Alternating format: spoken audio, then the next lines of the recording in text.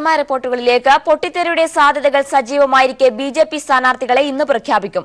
പത്തനംതിട്ടയ്ക്കായി ചരടുവലി നടത്തിയ ശ്രീധരൻപിള്ളയ്ക്ക് ഒരിടത്തും സീറ്റുണ്ടാകില്ല. പത്തനംതിട്ടയിൽ കെ സുരേന്ദ്രൻ മത്സരിക്കും. ചോദിച്ച സീറ്റ് ലഭിക്കാത്തതിനാൽ പല പ്രമുഖ നേതാക്കളും മത്സരിക്കില്ലെന്ന് വ്യക്തമാക്കിയിട്ടുണ്ട്. തെരഞ്ഞെടുപ്പിലും സ്ഥാനാർത്ഥി നിർണയ വിവാദങ്ങൾ ബിജെപിക്ക് തിരിച്ചടിയാകും. ആർഎസ്എസും ദേശീയ നേതൃത്വവും ഒരുപോലെ കൈയൊഴിഞ്ഞതോടെയാണ് പത്തനംതിട്ടയിൽ മത്സരിക്കാനുള്ള PS ശ്രീധരൻപിള്ളയുടെ മോഹം അവസാനിച്ചത്. NSS പിന്തുണയുണ്ടെന്ന ശ്രീധരൻപിള്ളയുടെ അവകാശവാദം RSS വിലക്കെടുത്തില്ല. ഇതോടെയാണ് കെ സുരേന്ദ്രന് നറുക്കുവീണത്. സംസ്ഥാന അധ്യക്ഷന് ഒരിടത്തും സീറ്റ് നൽകാതെയാകും പ്രഖ്യാപനം.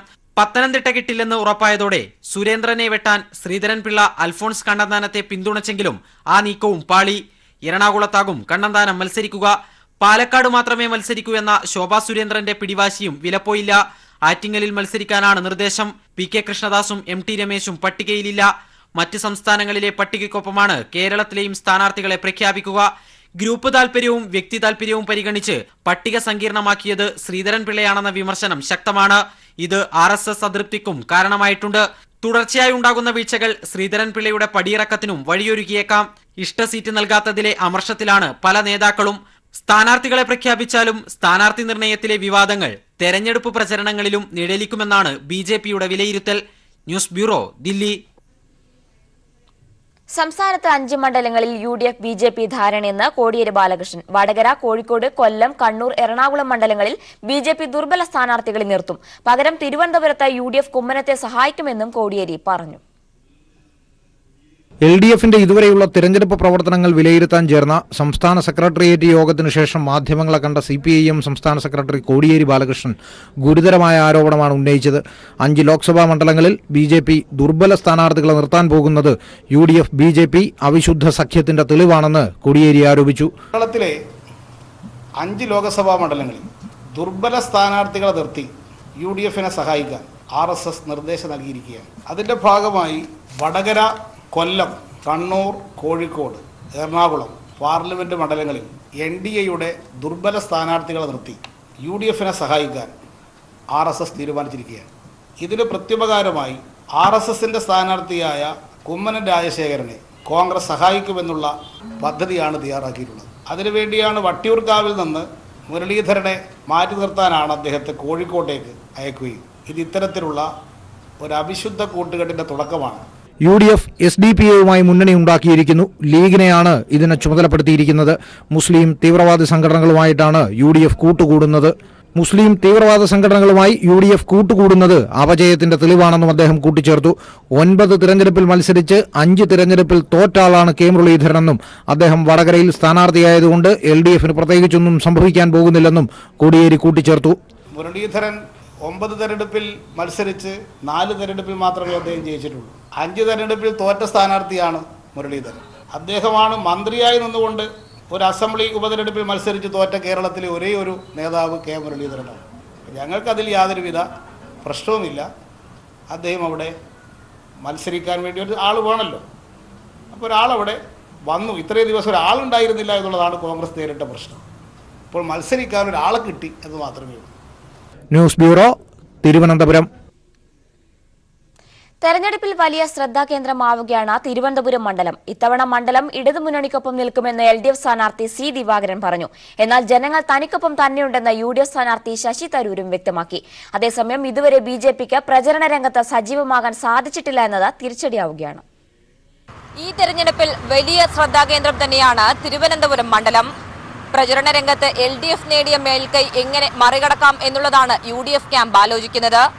എന്നാൽ പ്രചരണ രംഗത്ത് ഇതുവരെയും സജീവമാകാത്ത BJPക്ക് ഇത് തിരിച്ചടിയാകുമെന്നും വിലയിരുത്തലുകളുണ്ട്. തെരഞ്ഞെടുപ്പ് പ്രഖ്യാപിച്ചതിന് തൊട്ടുപിന്നാലെ സ്ഥാനാർത്ഥികൾ പ്രചരണവുമായി രംഗത്തിറങ്ങിയത് LDFന് വലിയ മേൽക്കൈ തന്നെയാണ് നേടിക്കൊടുത്തത്. സാധാരണ ജനങ്ങൾക്കൊപ്പമാണ് താൻ എന്ന സന്ദേശമാണ് തിരുവനന്തപുരം മണ്ഡലത്തിലെ LDF സ്ഥാനാർത്ഥി C ദിവാകരൻ നൽകുന്നത്. ഇത്തവണ മണ്ഡലം ഇടതുമുന്നണിക്കൊപ്പം നിൽക്കുമെന്നും ദിവാകരൻ പറയുന്നു. ഒരു സംശയമില്ല, ഒരു ഭയമില്ല. തിരുവനന്തപുരമാണ് എൻ്റെ സ്ഥലമാണ്. എനിക്കവരെ അറിയാം, അവർക്ക് എന്നെ അറിയാം. അവർ വോട്ടറായിട്ട് മാത്രമല്ല തിരുവനന്തപുരത്തുകാർ, അവരുടെ ബന്ധുവാണ് ഞാൻ. അവരെ ഏത് അപകടത്തിലും ഞാൻ എത്തുന്ന ഒരാളാണ്. ഞാൻ അവൈലബിളാണ്. സ്ഥാനാർത്ഥി പ്രഖ്യാപനം വൈകിയത് പ്രചരണ രംഗത്ത് മേൽക്കൈ നഷ്ടപ്പെടാൻ ഇടയാക്കിയതായി UDF ക്യാമ്പ് വിലയിരുത്തുന്നു. എന്നാൽ അതൊന്നും തെരഞ്ഞെടുപ്പിനെ ബാധിക്കില്ല എന്ന നിലപാടാണ് സ്ഥാനാർത്ഥി ശശി തരൂരിനുള്ളത്. കേരളം മൊത്തം നോക്കുകയാണെങ്കിൽ ഒരു കാര്യം മറക്കേണ്ട, 5 ആഴ്ച ബാക്കിയുണ്ട്. അപ്പോൾ കുറച്ച് വൈകിട്ടെങ്കിലും കൂടി അത് വലിയൊരു ബുദ്ധിമുട്ടായി കാണുന്നില്ല. പല സ്ഥാനാർത്ഥികൾ ഇറങ്ങിക്കഴിഞ്ഞു. പലവര് ഇനി മുന്നോട്ട് പോകാൻ വേണ്ടി ഈ അടുത്ത 5 ആഴ്ച നല്ലപോലെ ഉപയോഗിക്കും. എനിക്ക് തോന്നുന്നു ഞങ്ങളുടെ ശക്തി കൂടാനേ സാധിക്കുള്ളൂ. അതേസമയം പ്രചരണ രംഗത്ത് നിലയുറപ്പിക്കാനാകാതെ വലയുകയാണ് BJP. കുമ്മനം രാജശേഖരനെ സ്ഥാനാർത്ഥിയായി തീരുമാനിച്ചിട്ടുണ്ടെങ്കിലും പ്രഖ്യാപനം വൈകുന്നത് തിരിച്ചടിയാവുകയാണ്. ഈ മറകൂടി നീങ്ങുമ്പോൾ തെരഞ്ഞെടുപ്പിലെ വാശിയേറിയ പോരാട്ടത്തിന് തന്നെയാകും തിരുവനന്തപുരം മണ്ഡലം സാക്ഷിയാവുക. ഇനി 1 മാസത്തോളം മാത്രമാണ് തെരഞ്ഞെടുപ്പിനായി ശേഷിക്കുന്നത്. അതുകൊണ്ട് തന്നെ പ്രചരണ രംഗത്ത് ഇനി 1 ഇഞ്ച് പോലും വിട്ടുകൊടുക്കാതെയുള്ള സജീവ പ്രവർത്തനം തന്നെയായിരിക്കും മുന്നണികൾ നടത്തുക. ക്യാമറമാൻ RK കുമാറിനൊപ്പം ഷീജ. കോഴിക്കോട്ടെ LDF സ്ഥാനാർത്ഥി പ്രദീപ് കുമാറിന് നാടെങ്ങും ആവേശകരമായ വരവേൽപ്പ്. കോഴിക്കോട്ടിന്റെ വികസന നായകനെ രാഷ്ട്രീയ ഭേദമന്യേയാണ് മണ്ഡലം സ്വീകരിക്കുന്നത്.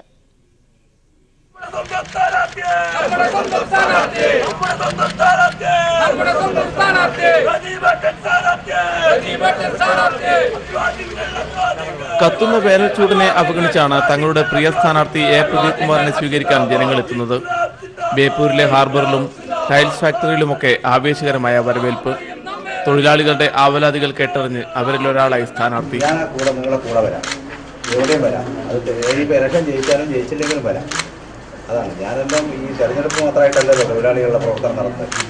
കുടുംബയോഗങ്ങളിൽ ചുരുക്കം വാക്കുകളിൽ വോട്ടഭ്യർത്ഥന.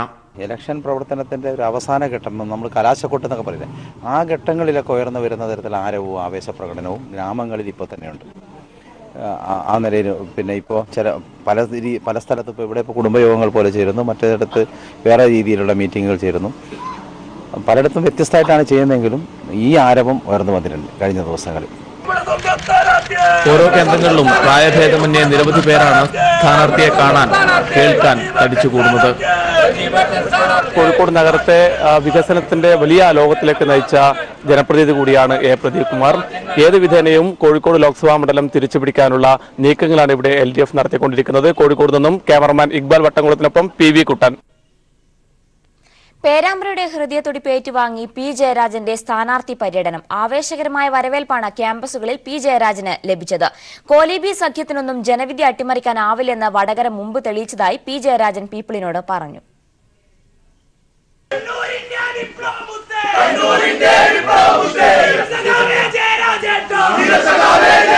പേരാമ്പ്ര അസംബ്ലി മണ്ഡലത്തിലായിരുന്നു വടകരയിലെ LDF സ്ഥാനാർത്ഥി P ജയരാജൻ ബുധനാഴ്ച വോട്ടർമാരെ കണ്ടത്.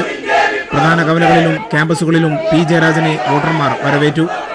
പേരാമ്പ്ര CKG ഗവൺമെന്റ് കോളേജിൽ ആവേശകരമായ സ്വീകരണമാണ് വിദ്യാർത്ഥികൾ പ്രിയ സ്ഥാനാർത്ഥിക്കായി ഒരുക്കിയത്.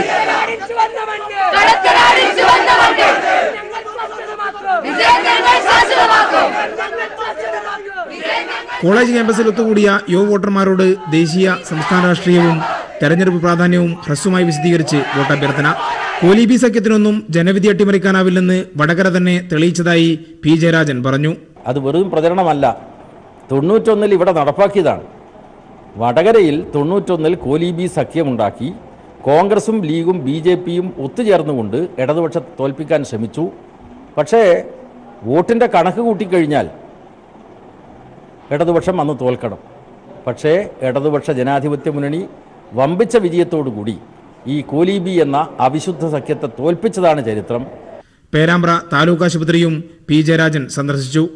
അരിക്കുളം കാരയാട് നിന്നാരംഭിച്ച പേരാമ്പ്ര മണ്ഡല പര്യടനം രാത്രിയോടെ മേപ്പയൂരിലാണ് അവസാനിച്ചത്. കുടുംബയോഗങ്ങളിലും സ്ഥാനാർത്ഥി നേരിട്ടെത്തി വോട്ടഭ്യർത്ഥിച്ചു. വേനൽ ചൂടിനെ വെല്ലുന്ന തെരഞ്ഞെടുപ്പ് ചൂടാണ് വടകരയിൽ ഉയരുന്നത്. ക്യാമറാമാൻ ജിബേഷിനൊപ്പം വടകരയിൽ നിന്നും AK ലതീഷ്. കൊച്ചിയടക്കം മെട്രോ നഗരം ഉൾപ്പെടുന്ന എറണാകുളം മണ്ഡലത്തിൽ മുന്നണികൾ ഉപയോഗിക്കുന്ന മറ്റൊരു പ്രചരണ ആയുധമാണ് സോഷ്യൽ മീഡിയ.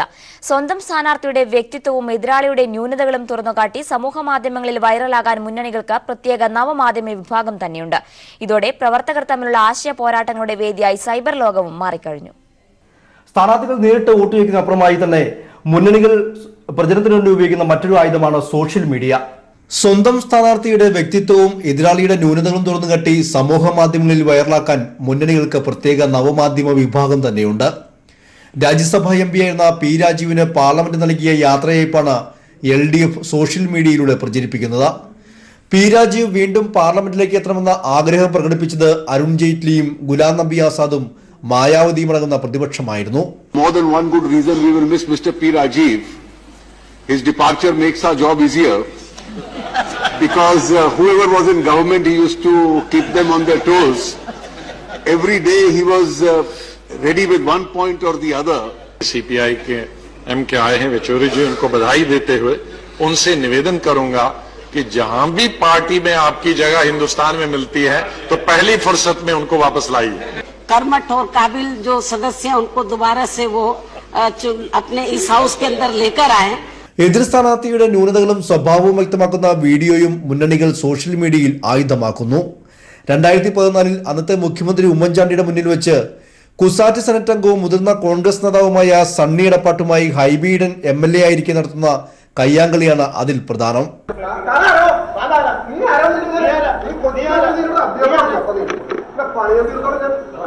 എറണാകുളം മണ്ഡലത്തിൽ മാത്രമല്ല കേരളത്തിലെ 20 ലോക്സഭാ മണ്ഡലങ്ങളിലും ഈ സോഷ്യൽ മീഡിയ പ്രചാരണം വലിയ വ്യാപകമാണ്. എന്തായാലും സൈബർ ലോകത്തെ ഈ ഒരു പോരാട്ടവും ഈ പ്രചരണ ആയുധങ്ങളിൽ ഏറ്റവും പ്രധാന ഘടകവുമാണ്. ക്യാമറമാൻ സിയാദിനൊപ്പം സിബി ജോസഫ്. ഫ്ലക്സിന് നിരോധനം ഏർപ്പെടുത്തിയതിനെ തുടർന്ന് തെരഞ്ഞെടുപ്പ് പ്രചാരണത്തിന് പുതുവഴികൾ തേടുകയാണ് രാഷ്ട്രീയ പാർട്ടികൾ. എന്നാൽ ഫ്ലക്സ് നിരോധനമൊന്നും പറവൂർ സ്വദേശി ശ്രീജിത്തിന് ഒരു വിഷയമല്ല. സ്വന്തം വീടിന്റെ ചുമര് തന്നെയാണ് ശ്രീജിത്തിന്റെ പ്രധാന പ്രചാരണ വേദി. വേലങ്കടവ് വെള്ളാപ്പള്ളിയിൽ VS ശ്രീജിത്തിന്റെ വീട്ടിലേക്ക് വരുന്നവരെയെല്ലാം ഈ കാഴ്ചയാണ് വരവേൽക്കുക.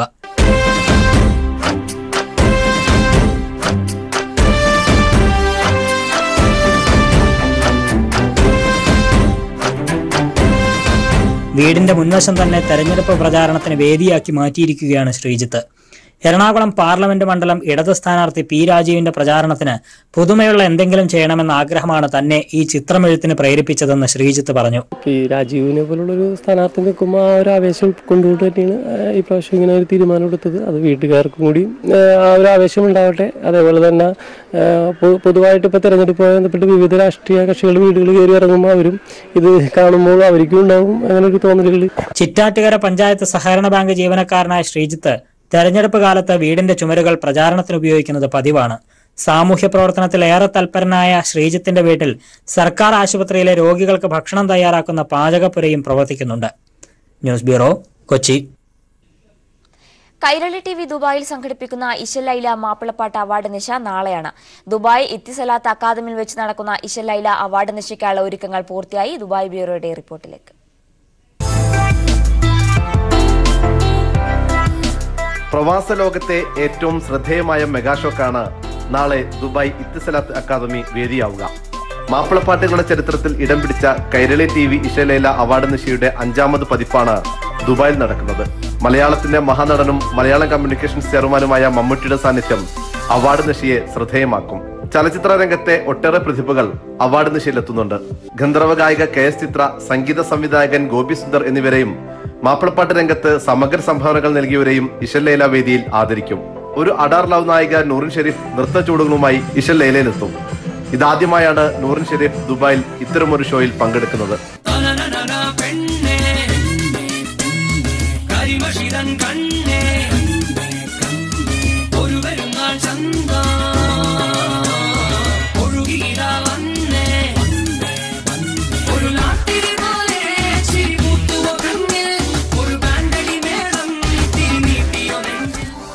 ഇശൽ ലൈലയിൽ പങ്കെടുക്കാൻ ഏറെ സന്തോഷമുണ്ടെന്ന് നൂറിൻ ഷെരീഫ് പറഞ്ഞു.